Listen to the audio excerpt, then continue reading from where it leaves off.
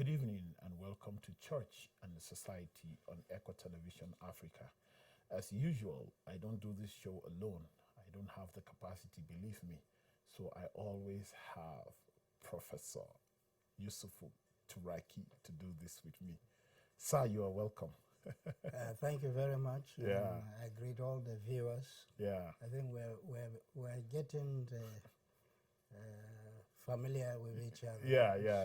The fan base is growing, and the response from people about this show is amazing because people call, text, mail to let us know how the great impact that the show is making in their lives, and we thank Professor Turaki for shedding light every now and then on the show. Thank you very much for finding time to be here again today. Last week we looked at the state of the nation, but of course we couldn't exhaust the topic because 1 hour seemed so small to talk about something that has, engulfed a nation for almost 61 years of its existence. So we are going to be looking at the same topic, the state of the nation. But last week I promised the people watching that we will continue with the 3 points that you said you didn't have time to talk about, which is the historical reason why Nigeria is in this conflict state, then the ethnography, what was wrong with the creation. Then we talked about how can we have a dream without national ethical value. If we can discuss this elaborately, I am sure we can come to a summary of it, but I know with you we cannot totally completely deal with these issues, sir, let me go off the point. How did you get to be this intellectual, honestly? Sir, this is personal. We are following. We need to know. Okay. I will ask off cameras, and then. But how do you use your time? Study and prayer. How do you use your time? I also said this is personal because you don't have time. Honestly, you don't have time. Yeah. I know churches that have been trying to have you come preach 2, 3, 4 years. I know people that have been waiting to have you and all that. But may God give you the grace and long life. We cannot afford to lose Professor Turaki in the next 20 years. So we are praying that God should keep Professor Turaki for us so that we can sap from this knowledge of his. No, the prayer should be, pray to God that I do not stay beyond necessary. Beyond necessary. With long life shall he satisfy you, sir. We are looking at the historic reason why Nigeria is in this conflict state. You laid that preamble, so let's sap this point from that laid preamble of the Islam, Christianity, colonialism, and the African culture. Now, where did we get it wrong to the extent that we can now say historic reasons why Nigeria is in this state of conflict? Thank you very much for this very important question. And to answer this question, I think let's go back to 1st October 1960. Our independence. Yeah.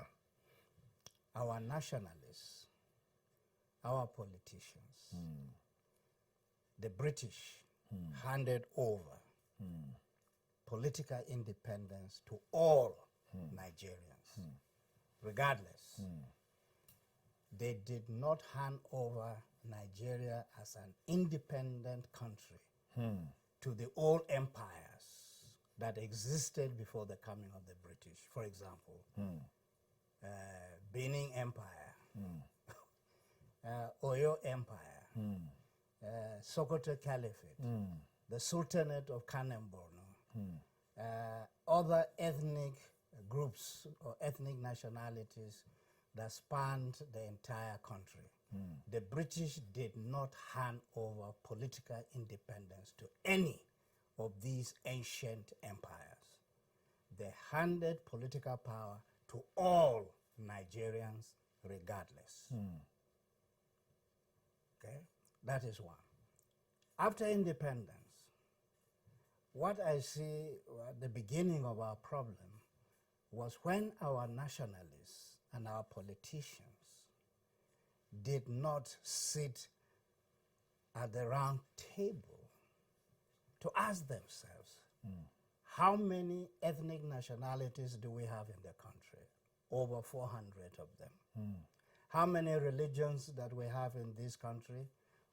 Basically 3. How do we now create a nation, create Nigeria, so that every ethnic group will feel that they are at home with the new independent Nigeria? Where every religion will say that they feel at home in the independent Nigeria, where every region or sector of the country will feel that they are part of the geopolitical entity called Nigeria. Now, they didn't do that. What they were after is to enter into the big shoe of the colonial master. For example, in Hausa, they say Bature Ngona. That means that a white man who is in charge of agriculture. So the African, the fellow is an African, but they call him Bature Ngona. You see, they still associate him with the colonial master. Okay. And all those things is that our early politicians did not see or sit down to say, how do we recreate a nation based upon national values?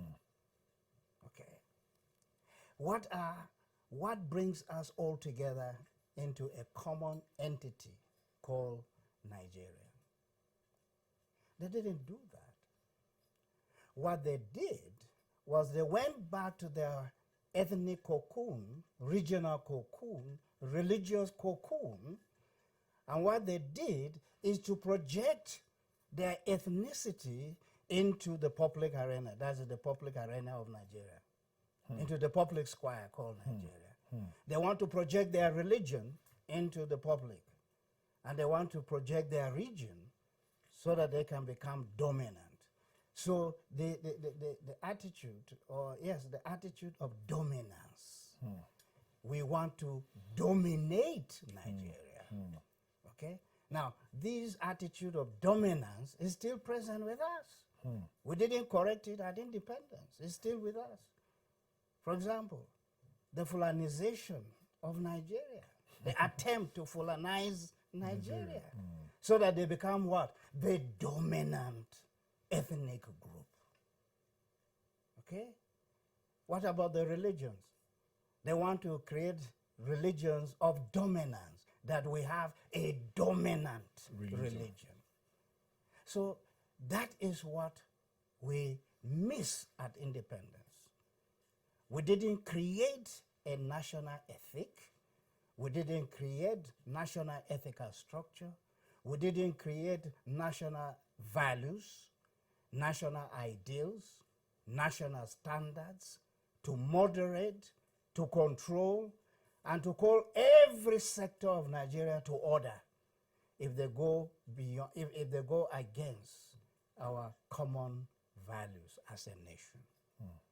So we didn't have that, and that is our problem. After that, we lack what I will call transformational political leaders. Political leaders that are to transform, to develop what? To develop Nigerians as people. An individual in Nigeria needs to be developed so that that individual will acquire his or her potentials as a human being. God has endowed every human being with great potentials. And that is what we were supposed to focus On what? On developing a Nigerian to acquire his or her full potentials. Now, we didn't focus on that. Okay? The second aspect of our education is that we are supposed to also develop our environment. Our environment needs to be developed. So because we lacked transformational political leaders, they were not interested in transforming, in developing individuals as well as their environment. What were they interested in? They were only interested in the goods of politics, the positions, the statuses, the rewards that politics brings with it. That was what they were interested. But they were not interested in developing the people and developing the environment. And that has been the bane of our national leadership. It's not based upon transformational political leaders. Now, when you have political leaders who don't know what is it to develop, what is it to develop? Okay? Now, if you go back to study all the national development plans of Nigeria, you can go back to Gowon's National Development Plan, 10-year development plan, and you can go to Operation Feed the Nation of Obasanjo and many others. Okay, Shagari's ethical reorientation of Nigeria, Buhari under the military, war against indiscipline, and Babangida Mamsa. Okay, how to develop the rural areas, and you can go on and on. But what were they? Did they bring anything lasting? Not at all. Why? Because we didn't have transformational, that leaders who are interested in transforming the people, developing the people, and developing the environment.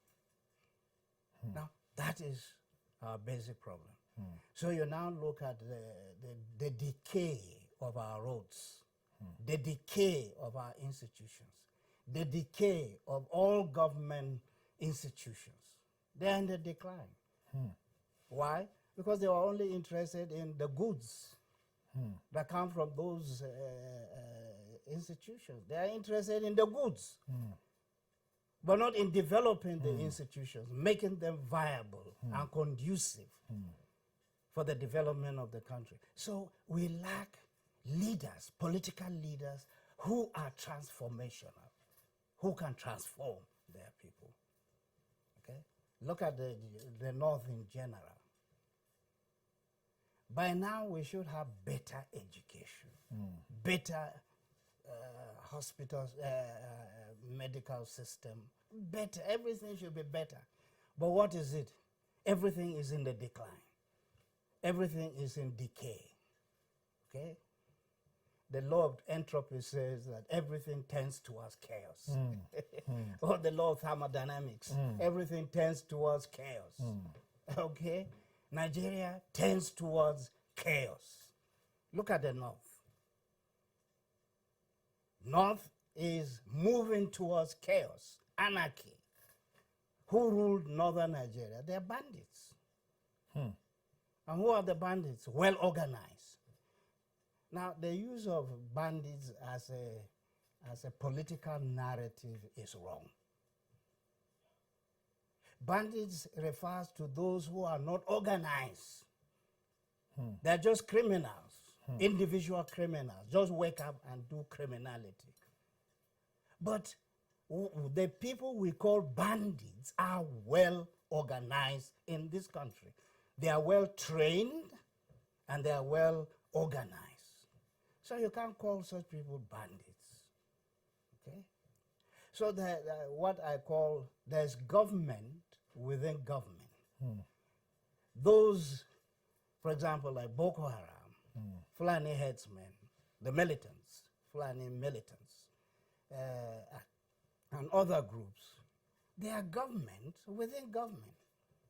So you have the national government, but you have those people who are controlling the environment. For example, some parts in the north, in some states, the ordinary people pay taxes to those terrorists. They pay taxes. That means that those groups, those terrorist groups, are in charge of the society. They're in charge of the people. That's why they're able to tax them. I call them government within government. So you have a government that allows such terrorist groups to spread themselves. Boko Haram is not dying in Nigeria. Boko Haram is spreading. The Fulani herdsmen, the militia, they are not shrinking, but they are spreading. Okay? So you have a government within a government. Okay? The government you call Nigeria is incapable of stopping what? The internal violence that goes on. Okay? In some places I said that Nigeria today has a gospel. What I mean by gospel is to preach a good news. So when you preach a good news, what you preach that is a good news, we call it the gospel. Okay? The gospel of a religion, the good news of a religion. Today in Nigeria, the gospel that is being preached every day in Nigeria is violence.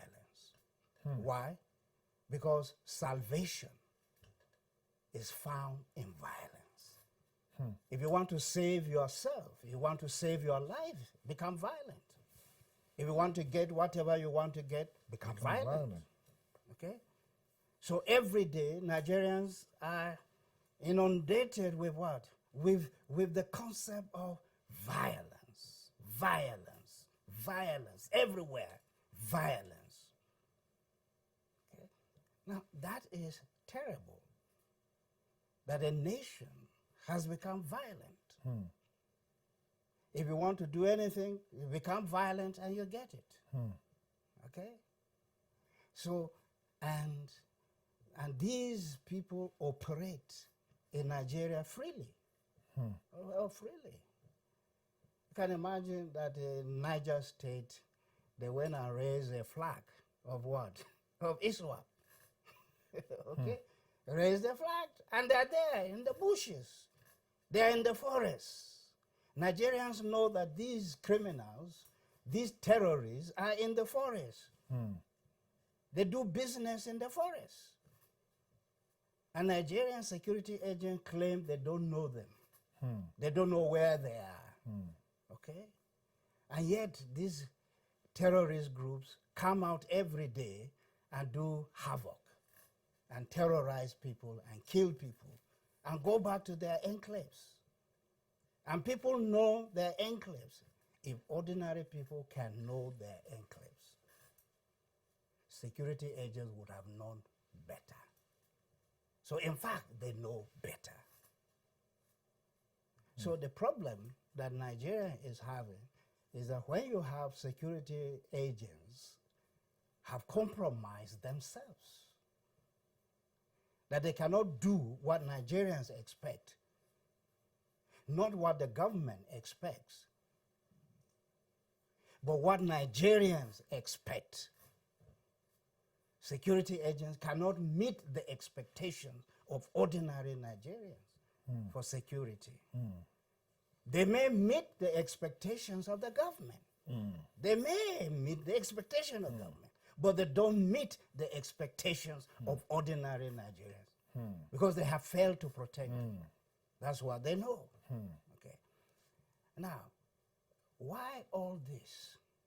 The reason why all this exists, particularly in the North, is we go back to our values, our pre-colonial values, traditional values, Islamic values, colonial values, Christian values. These values, for example, in the North, you'll find that these operating groups, terrorists, are there killing Nigerians, Northerners. And Northerners know that Northerners are being killed. You see, but those who have the power in the North sit back and do nothing. Why? You have to go back to the values, the hierarchy. Who is important, more important than the other? So if the people who are being killed and terrorized are at the bottom, so who cares about them? Who will protect them? Who cares about it? Okay? So you find the North, you see, in the North has powerful elite group and powerful rulers. Imagine the powerful emirs. Imagine the powerful political elites in the North. And yet all these atrocities are doing. And these powerful people sit down and do nothing. Why? It's because of their values. Where are the killings taking place? The regions. Who are the people being killed?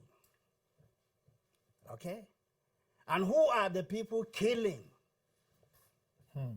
Okay? So you have to go back to all these considerations. You see, Nigerians, the contemporary society, when they see killings, they think, they are just criminals.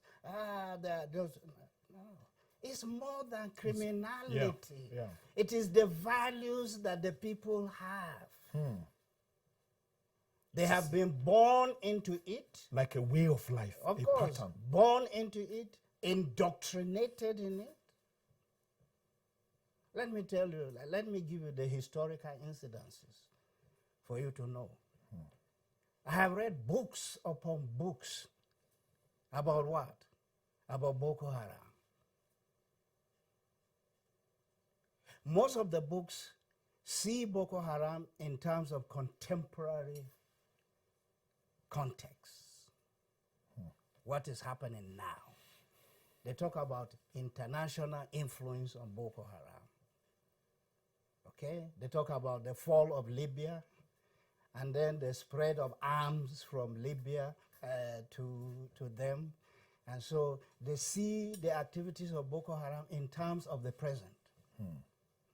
Okay? But they have not gone beyond the present to see history.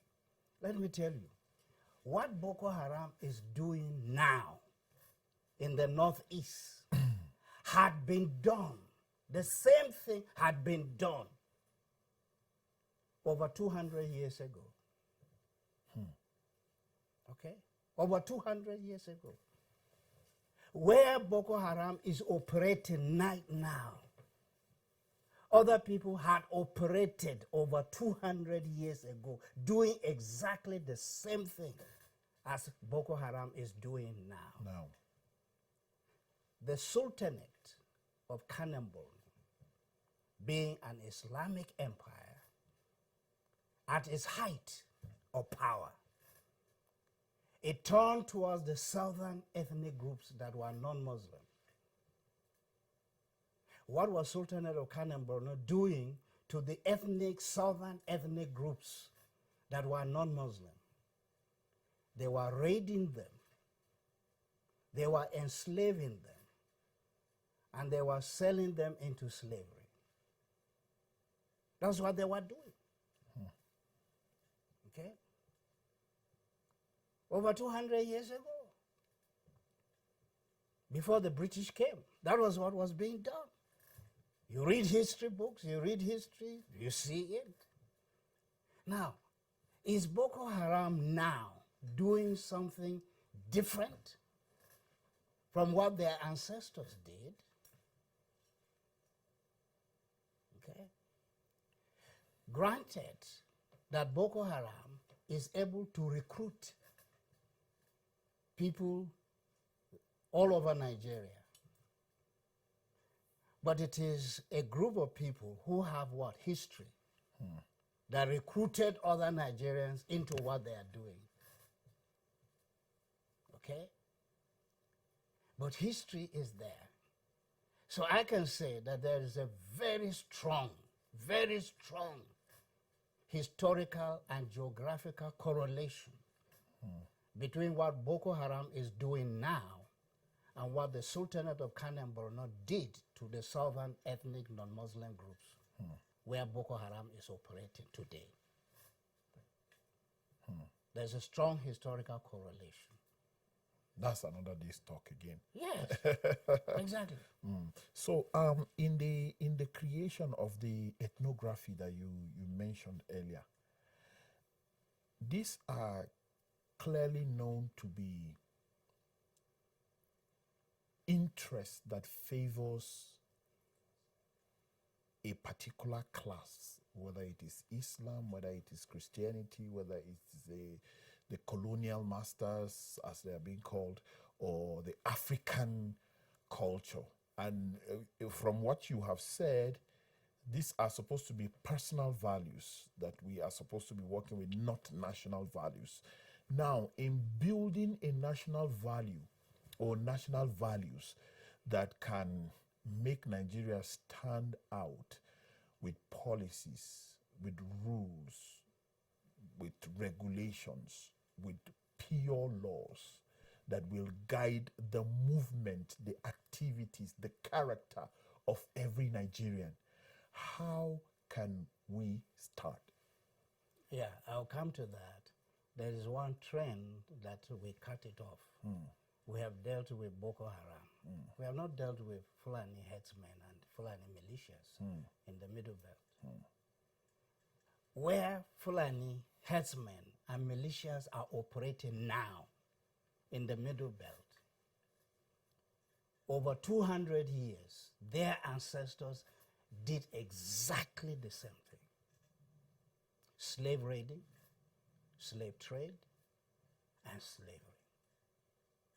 It's exactly the same. You see, kidnapping is a slavery activity. So people see kidnapping, they think that it's not a new thing. Slave raiders did that. They put prices on people, catch people, and sell them. So what is kidnapping? It's catching people and do what? And putting money on their heads. You have to ransom yourself. So what, in conclusion to saying this, is that modern sociologists and political scientists who see the activities of Fulani militias in the Middle Belt, they go quickly to contemporary issues that ignited or the help to facilitate. There are contemporary issues that do that, but they have failed to look at the historical. You see, there is what I call historical memory. Every ethnic group has historical memory. What your ancestors did is passed on from generation to generation. That's what I call historical memory. What Fulani militias and herdsmen are doing in the Middle Belt areas, with the extension of the same to the southern part of Nigeria, there is a very strong and powerful historical and geographical correlation between what the Sokoto Caliphate jihadists did in the Middle Belt areas.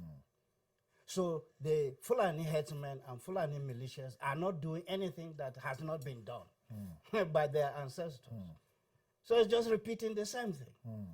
Okay? Now, what social analysts have failed to do, have failed Nigerians, is that they have forgotten or they have rejected what I call the historical memory. That younger generations have the history of their ancestors. And they keep on doing the same thing. I don't want to tell you the language that is being used in Nigeria today that reflect the historicity of what they are doing. That means the historical nature of what they are doing. Now, coming back to your question, what was the question again? Okay, how do we get to build these social values, national values? What is the starting point? Where do we go back to? What is the starting point?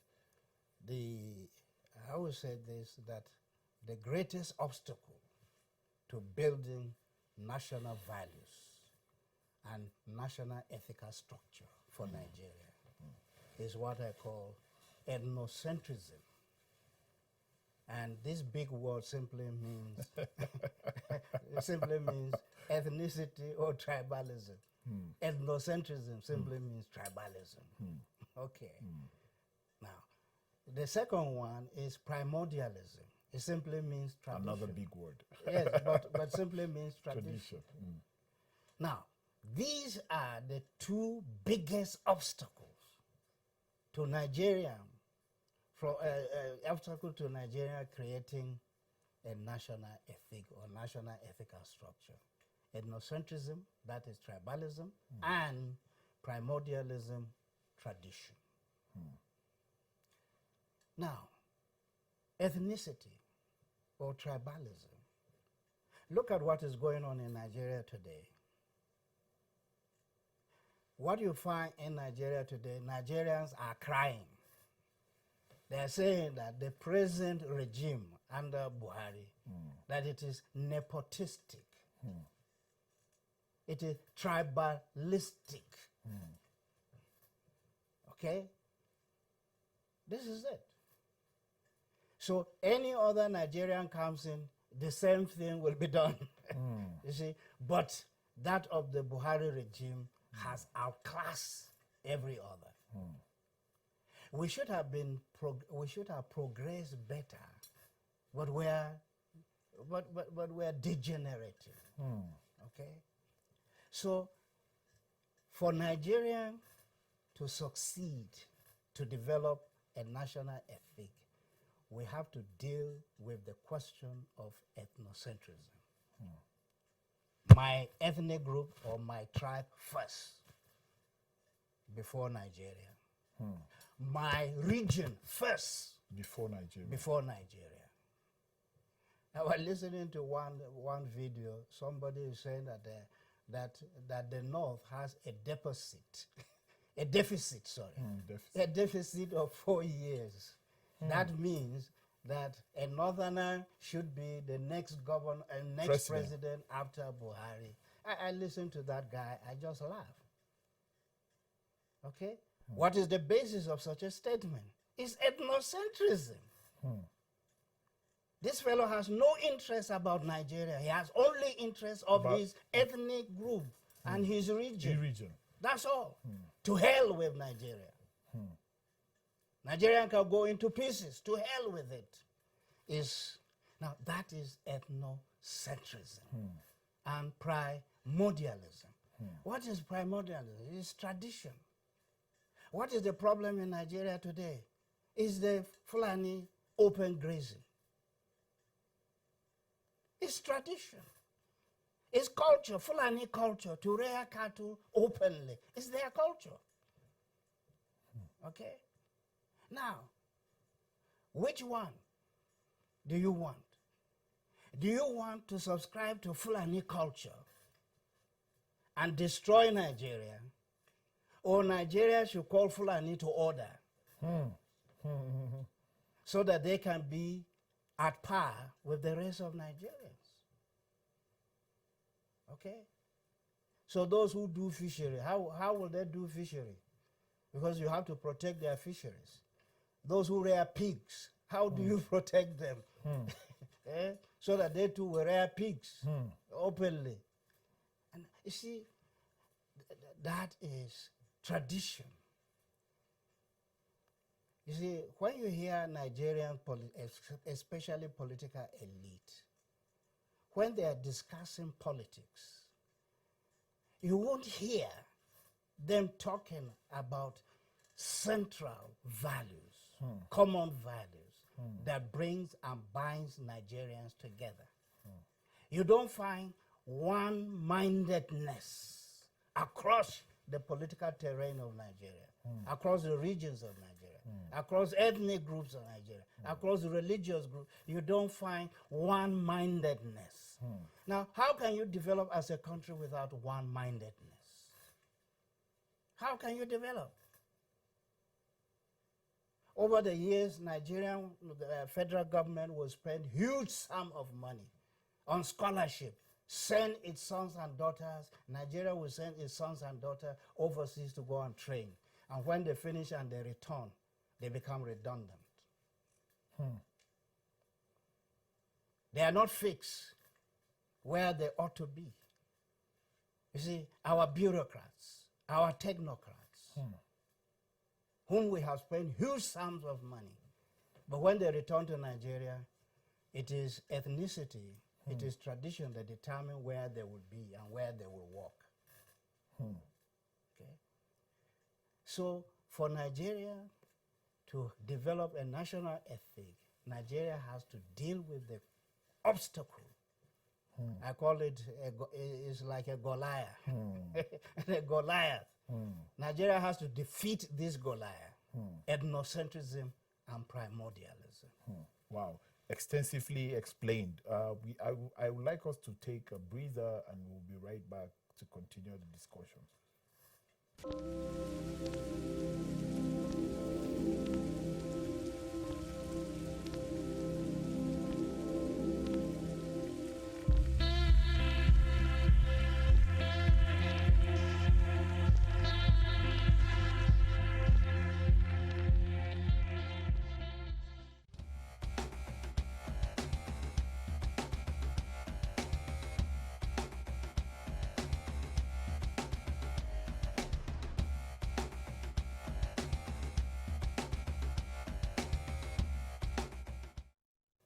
Welcome back, and I'm still Tony J. Nakale with Professor Turaki here on ECWA Television. We are discussing the state of the nation here on the show, Church and Society. And he has said a lot of things that I cannot repeat because I'm battling with time. Anytime we're on this show, it's like time is just flying on us. Now, sir, the Bible says that nations would rise against nation, brother against brother, that there will be rumors of war, there shall be wars at the end and all of that. Is this scriptural? Is this the fulfillment of that prophetic statement, or it is it's just something that man has brought before that prophecy is seen fulfilled? Thank you very much for bringing this complicated theological question to our audience. Yes, sir. Who are glued to political issues that affect them. Yeah, you see, the picture painted is that of crisis and conflict. Okay, violence, war, and so many things. But remember that God is a God of law and order. Without law and order, it is impossible to create. So anything that you see on earth exists on the basis of law and order. Without law and order, a human being will be dismantled into pieces, into atoms, electrons, and protons. Okay? But it is law and order that keeps everything. Okay? So law and order is important.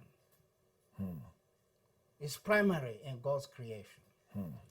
Now, when human beings fail to live by law and order, that is where crisis comes in. So it is the activities of human beings that bring about lawlessness, crisis, conflict, and violence. Because human beings have failed to live according to law and order that God has created. What that means is that every human being, no exception, every human being, with no exception, who enters into the universe as created by God must live by the tenets of the universal laws and order. If you don't, you have crisis. Now, God, who has foreknowledge, has already seen what human beings are going to do in the years to come. Okay? So God speaks about what? About the future activities of sinful human beings. Okay. Now, let me say something about the prophecy. You see, prophecy, we tend to think that human beings can prophesy. Human beings cannot prophesy. Because human beings have nothing about the future. Using their reason and senses, the 5 senses, and human reason, using them, you cannot predict what you don't know. It's impossible. Unless it is revealed to you. So who reveals prophecy? It's God. So God has to reveal the future to human beings for them to know. So no human being prophesies. If you read throughout Scripture, it is God who gives prophecy to his prophets. Prophets do not have the intelligence of prophecy. They don't. Prophecy is revealed to human beings by God. Apart from that, what human beings do is what I call prediction. You can study the trends and patterns of socio-political dynamics in society, and you can predict what will happen in years to come. Now, your prediction is not prophetic because you have studied the laws. You know, I talk about law and order. You have studied the dynamics of law and order in human society, and you can predict what will happen years to come. So it's not prophecy. You are predicting using what? Your knowledge of laws and social dynamics and social formation. Okay? So what will happen next year about this? Well, somebody will say, I have. No, he doesn't have. Unless God reveals to you. Okay? Unless God reveals to you. Human beings don't have the capacity of that. Unless demonic forces or demonic spirits reveal something to you, you don't have that capacity. You don't have it. It is given. So prophecy is a given factor. You can't produce it as a human being.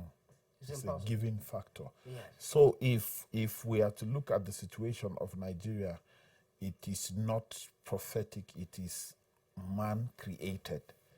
Can we put it that way? What is happening in Nigeria?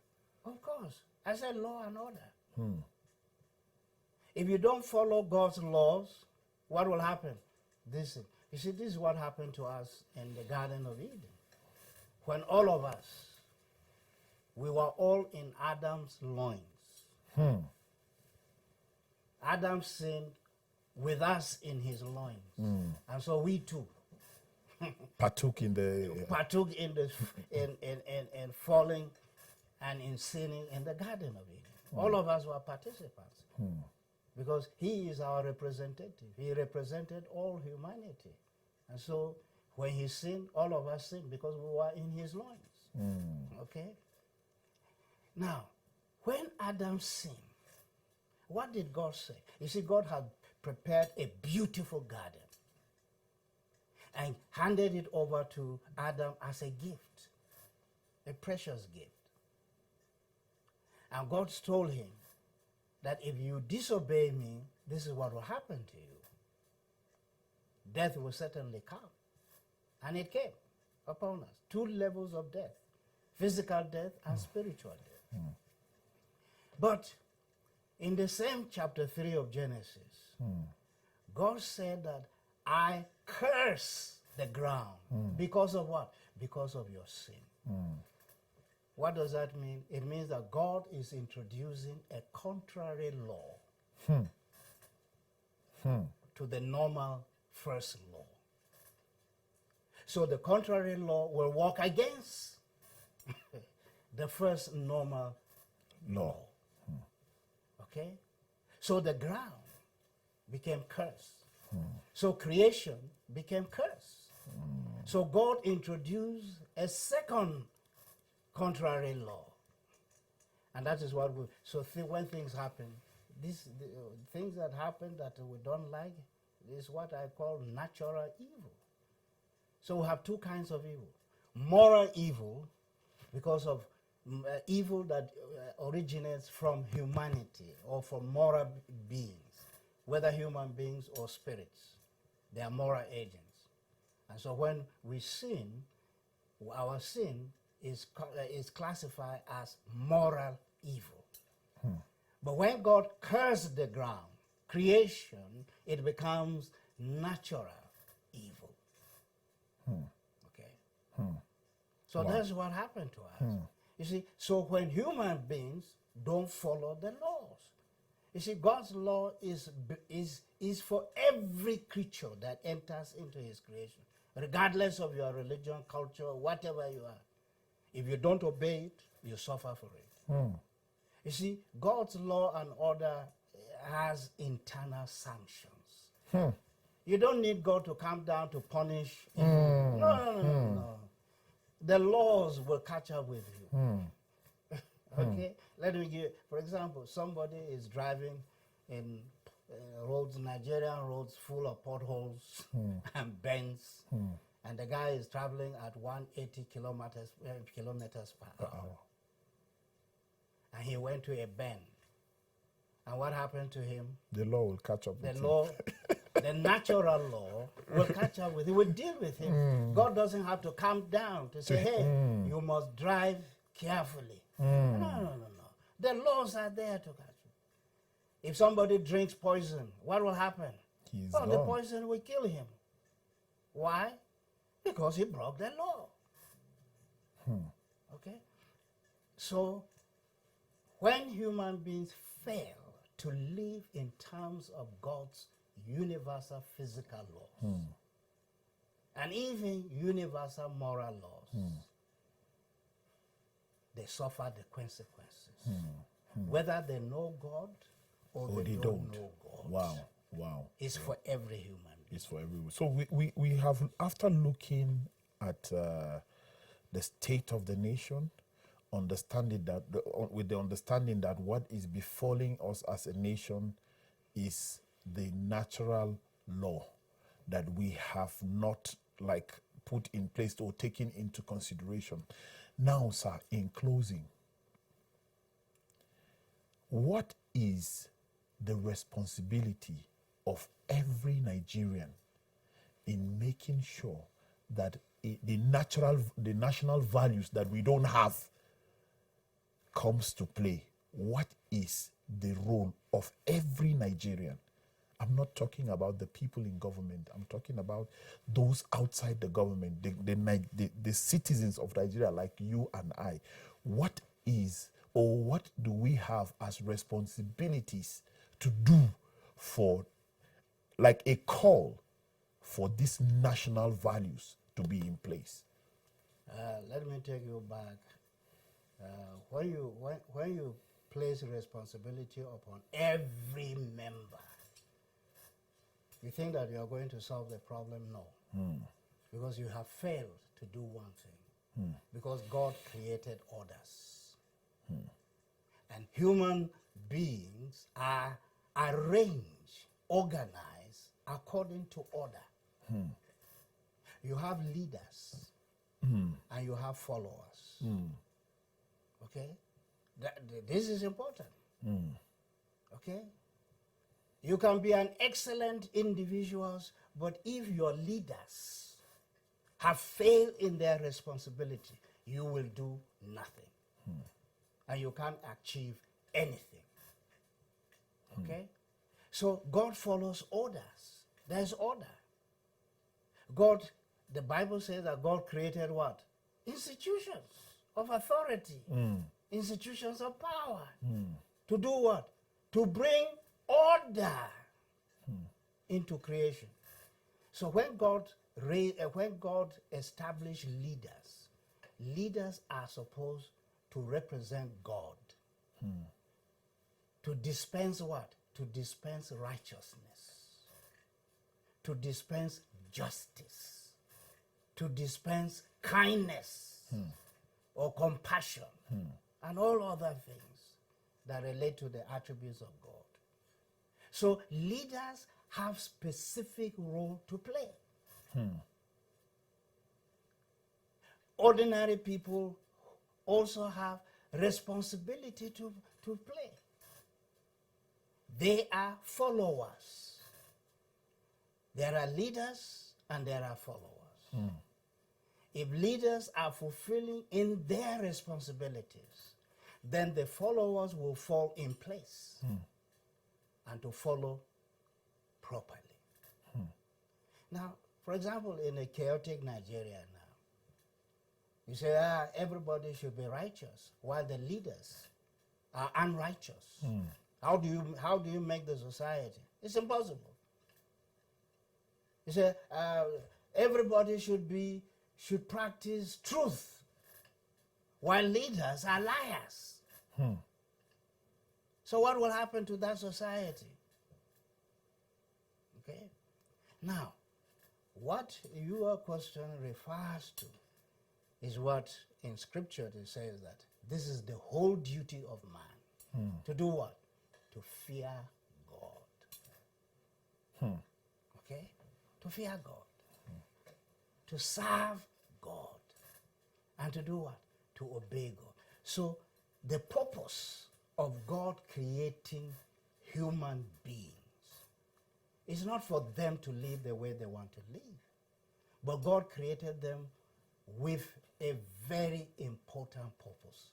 And God's important purpose for every human being who entered into his creation on earth, number one, is to worship God. That's the purpose for which God created all of us, is for us to worship him and nothing else. Number two is for us to serve him and nothing else. And number three is for us to be loyal, to obey him. Okay? Worship, serve, obey. Worship of God, service of God, and obedience to God. That's our duty. And let me go to the extent to say that if God created a human being and has given him these three responsibilities of worship, service, and obedience, and then a fellow human being fails to do that, that fellow has forfeited the right to live. He has forfeited existence. So why did God create you? It's for you to serve him, to worship him, serve him, and obey him. Now, if you fail these 3 points, at these 3 counts, you are not worthy to live. You have forfeited your right to live. Okay? Wow. So that is God in his creation. Okay? So that is it. Now, the camouflage of religion is that some people use religion to say, oh, I am a Christian and therefore I'm a good man. No. God will not judge you by based on that. By your garment of Christianity. No. Did you worship me? Did you serve me? Did you obey me? That's the question. You see, the book of Ecclesiastes in chapter 12, the last 2 verses, 13 and 14, this is what it says. This is the whole duty of man. Is to do what? Is to do these 3 things. The whole duty of man is to worship him, is to serve him, and to obey him. And if any human being does not do this on account of God, has forfeited his right or her right to exist. So the fellow is living in a borrowed culture. Borrowed life. Borrowed life. Because you are dead.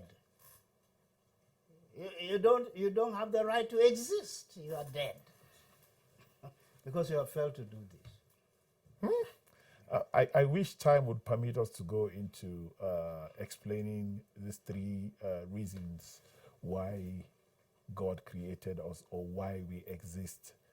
But thank you very much, Prof, for coming this far with me on the show today. And the show is taking a new dimension where I only introduce, ask questions, and close the show. Without Prof, the show cannot be that way. And I'm so grateful for taking out time to join me do this today. Putting it wrong. You are putting it wrong. Okay, sir. Okay, sir. You see, your presence here. Yes, sir. And the questions you raise. Yes, sir. You see, it is very interactive. Okay? You have your own intelligence of what? Raising the questions. Okay? And you raise the question based on what you know. So you can't say you are just, no, we are all together. So that's what you went. Thank you so much for giving me that honor. I think my profile has really increased coming from the Prof. Thank you so much, viewers, for staying tuned with us on ECWA Television. We have dealt with the second part of the state of the nation. Next week, we shall come up with another topic that would interest you. Thank you very much for watching.